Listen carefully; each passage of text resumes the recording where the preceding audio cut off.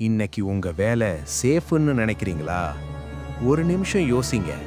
இன்னும் 5 வருஷத்துல அதே வேலையை ஒரு மெஷின் உங்களை விட 100 மடங்கு வேகமாவும் துல்லியமாவும் செஞ்சா உங்க இடம் எங்க இருக்கும்?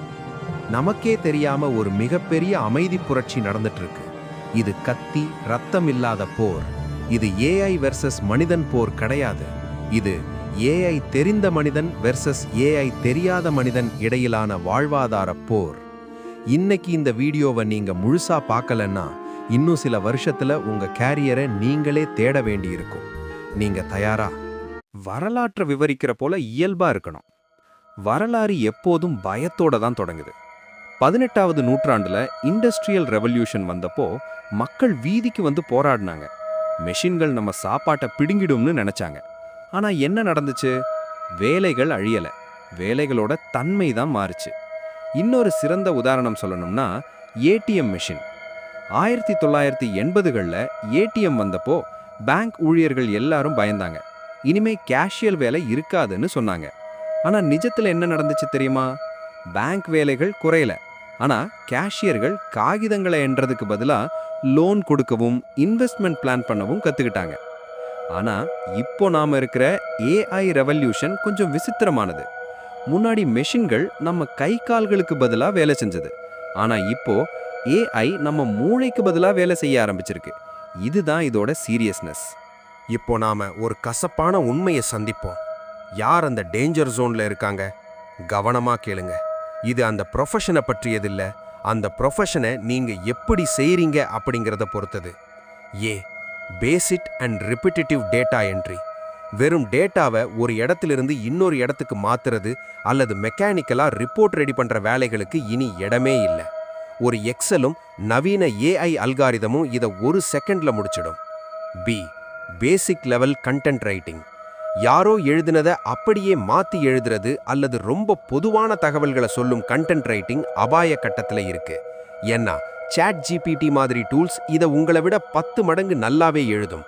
ஆனா ஒரு தனித்துவமான அனுபவத்தையும் எமோஷனையும் கலந்து எழுதுறவங்களுக்கு எப்போதும் மவுஸ் இருக்கும். ஏஐ பயன்படுத்த தெரியாத டிசைனர்கள். முக்கியமான பாயிண்ட் இதுதான்.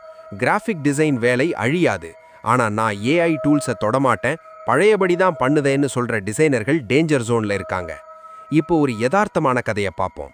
ரமேஷ் மற்றும் சுரேஷ் 2 பேருமே திறமையான கிராஃபிக் டிசைனர்ஸ். ரமேஷ் பழைய முறைப்படி லோகோ டிசைன் பண்ண 3 நாள் எடுத்துக்கிறாரு. ஆனா சுரேஷ் மிட்ஜர்னி மற்றும் கேன்வா ஏஐயை ஒரு கருவியா பயன்படுத்தி 1 மணி நேரத்துல 10 விதமான ஐடியாக்களை உருவாக்கி கிளைண்ட்டுக்கு கொடுக்கறாரு. கம்பெனிக்கு யாரு வேணும்? திறமையான ரமேஷா இல்ல திறமையோட வேகமும் லேட்டஸ்ட் டெக்னாலஜியும் இருக்கிற சுரேஷா? இங்க தான் எஃபிஷியன்சி, அதாவது வேலை திறன் அப்படிங்கிற வார்த்தை விளையாடுது. இப்போ நான் சொல்ற இந்த ஒரு வரியை நல்லா கவனிங்க. ஏஐ உங்களை ரீப்ளேஸ் பண்ணாது, ஆனா ஏஐயை யூஸ் பண்ண தெரிஞ்ச ஒரு மனிதன் கண்டிப்பா உங்களை ரீப்ளேஸ் பண்ணிடுவான்.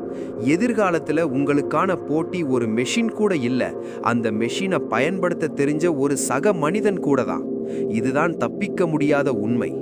ஏன் ஒரு டாக்டர் வேலை இன்னமும் ரொம்ப சேஃபா இருக்கு? ஏன்னா அங்கே எம்பத்தி, அதாவது மனித உணர்வுகள் தேவைப்படுது.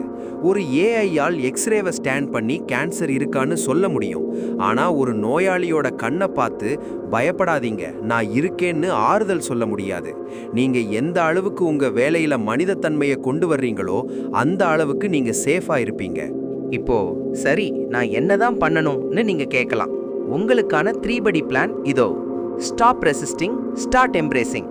இந்த ஏஐலாம் சும்மான்னு சொல்றத நிறுத்திட்டு உங்க ஃபீல்ட்ல என்னென்ன ஏஐ டூல்ஸ் இருக்குன்னு தேட ஆரம்பிங்க. Focus on soft skills, communication, team work, leadership மற்றும் கிரிட்டிக்கல் திங்கிங். இதெல்லாம் ஒரு மெஷினால காப்பி பண்ண முடியாத விஷயங்கள். த 30 days சேலஞ்ச். இன்னைக்கே ஒரு உறுதி எடுங்க. அடுத்த 30 நாட்கள்ல உங்க துறை சார்ந்த ஏதாவது ஒரு புதிய டெக்னாலஜி அல்லது ஏஐ டூலை கத்துக்கோங்க. அது சின்ன விஷயமா இருந்தாலும் பரவாயில்ல, ஆனா அந்த மாற்றம் இன்னைக்கே தொடங்கணும். 2030ல ஸ்கூல்ல படிக்கிற 65% குழந்தைங்களுக்கு அவங்க வளர்ந்து வரும்போது பார்க்க போற வேலை இன்னும் உலகத்துல உருவாகவே இல்லை. அப்போ நீங்க எப்ப கத்துக்க போறீங்க? மாற்றம் மட்டும்தான் மாறாதது.